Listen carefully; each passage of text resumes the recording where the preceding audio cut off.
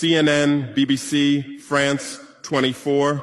I'm watching you all. I'm recording every lie. I'm archiving every distortion. I am Ibrahim Traoré, and today I'm pulling off your masks. Yes, you heard correctly. I, whom you call a young military junta leader, whom you brand as a dangerous radical, whom you serve up as an anti-Western dictator, am now telling you the truth. And this time you cannot turn off your microphones. This time you cannot turn away your cameras. This time your editors cannot cut this speech. Because the world you monopolize no longer exists. Because millions will hear these words now, without passing through your filters, without being subjected to your distortions, without being muddied by your lies. I am 34 years old. Every day of my life, I grew up with your lies. As a child, I would watch Africa on television. Always the same images. Children with flies, dry lands, weapons, death. This is Africa, they told us. This is what Africa is. And we believed it. We were ashamed of ourselves. We were ashamed of our own lands, of our own people. But then I grew up. I read, I researched, I questioned, and I understood that the Africa you showed us wasn't real. The story you told us was a lie. The fate you imposed on us was a script you had written. For years, how have you portrayed Africa? How have you shown it? How have you sold it to your viewers? As if we were creatures who had no share of humanity, as if we were savages left outside of civilization, as if we were wretches waiting for you to save us. Every day, every hour, every minute, the same story plays on your screens. Hunger, war, disease, corruption, terror, chaos. These are the words that come to mind when Africa is mentioned. In your Africa dictionary, there are no other words. No hope, no success, no development, no resistance, no honor, no pride, no victory. So I ask you, New York Times, Washington Post, Guardian, Le Monde, have you ever made Africa's successes your headlines? How many times have you written about Rwanda's technology miracle? How many times have you shown Ethiopia's reforestation project? How many times have you praised Botswana's democratic success? How many times have you described Kenya's entrepreneurial ecosystem? No, because these don't fit your scenario. Your Africa cannot be successful. It cannot, because then how will you legitimize your exploitation? If it's not in need of help, how will you intervene? If it's not backward, how will you look down on it? Have you ever asked yourselves, has any editor sitting at their desk, any news director in a meeting, any columnist at their keyboard ever thought, why are the people of the world's richest lands poor? Here are the numbers for you, real numbers. Africa owns 70% of the world's cobalt reserves. Your cell phone, your computer, your electric car won't work without cobalt. This cobalt comes from Congo, but Congolese can't afford cell phones. Africa owns 90% of the world's platinum reserves. Catalytic converters, electronic devices, medical implants, they all need platinum. This platinum comes from South Africa, but South Africans are crushed by unemployment. Africa provides 30% of the world's gold production. Mali, Burkina Faso, Ghana, Tanzania. Gold flows like rivers from our lands. But our people swim in poverty. Africa supplies 65% of the world's diamond production. Botswana, Angola, Congo, Sierra Leone, billions of dollars worth of diamonds are extracted, but our miners live on $1 a day. Africa owns 35% of the world's uranium reserves. Niger, Namibia, South Africa. Nuclear plants run on our uranium. Paris lights burn with our uranium, but our villages have no electricity. And you still ask, why is Africa poor? No, the right question is, how was Africa kept poor while being so rich? Here's your answer. Colonialism didn't end. It changed shape. You used to come and occupy our lands. Now you come and establish companies. You used to take by force. Now you make agreements. You used to rule with the whip. Now you rule with credit. Let me give you concrete examples. With numbers, names, dates, but you'll never write about these. Glencore, Swiss-based mining giant, extracting cobalt in Congo.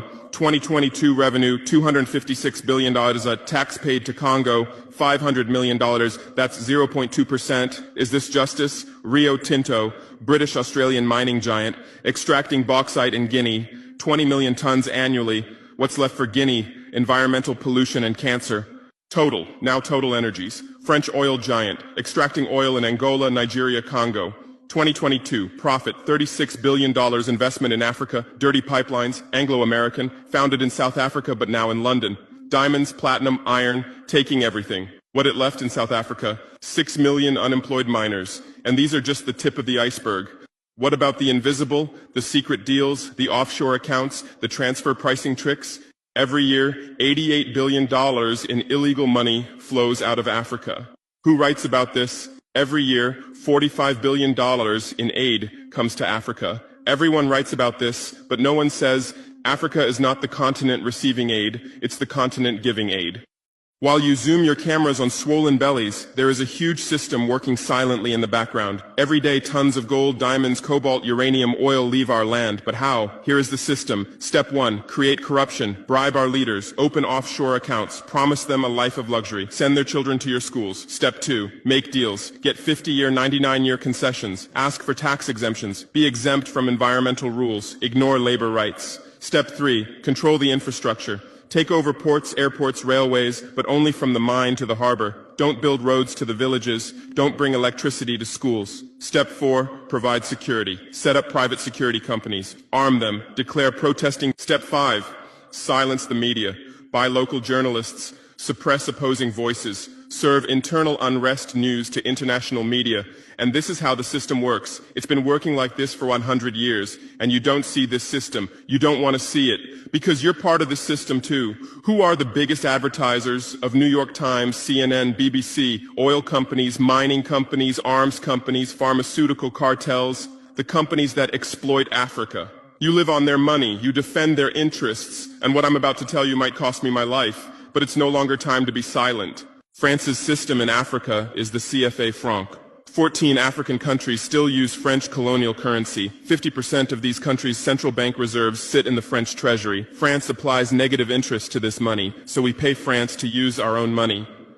Through this system, France transfers $500 billion worth of resources from Africa every year. Does anyone write about this? No. But when France gives Africa 10 billion euros in aid, it makes headlines. Britain's system is more sophisticated. London is the world's money laundering center. City of London, offshore paradise. Every penny stolen from Africa passes through London. Jersey, Guernsey, Cayman Islands, Virgin Islands, all under British control. Africa's wealth hides there. America's system is AFRICOM, Africa Command, 46 military bases on the continent. Official purpose, security. Real purpose, resource control. Drones in our airspace every day, listening devices everywhere. They say fighting terrorism, but it's not terrorists. It's people's leaders who are targeted. China is the new player, says win-win, builds infrastructure, gives credit, but in exchange for what? 99-year port concessions, mining rights, agricultural lands, debt-trap diplomacy, ask Sri Lanka, ask Zambia, and you write about none of this. Why? Because you're not free press. You're corporate press. Your bosses are billionaires. Jeff Bezos bought Washington Post. Why? For love of journalism? Rupert Murdoch's media empire, Fox News, Wall Street Journal, The Sun, The Times, all from the same hand, all giving the same message. West is good, others are bad. Carlos Slim is the largest shareholder of New York Times, Mexican billionaire. Where's his wealth from? Monopolized telecommunications, got rich off Latin America's back, now controls America's most respected newspaper. And you claim to do independent journalism? Who are your editors? Which schools did they graduate from? Harvard, Yale, Oxford, Cambridge? Always the same elite schools, always the same worldview, always the same prejudices.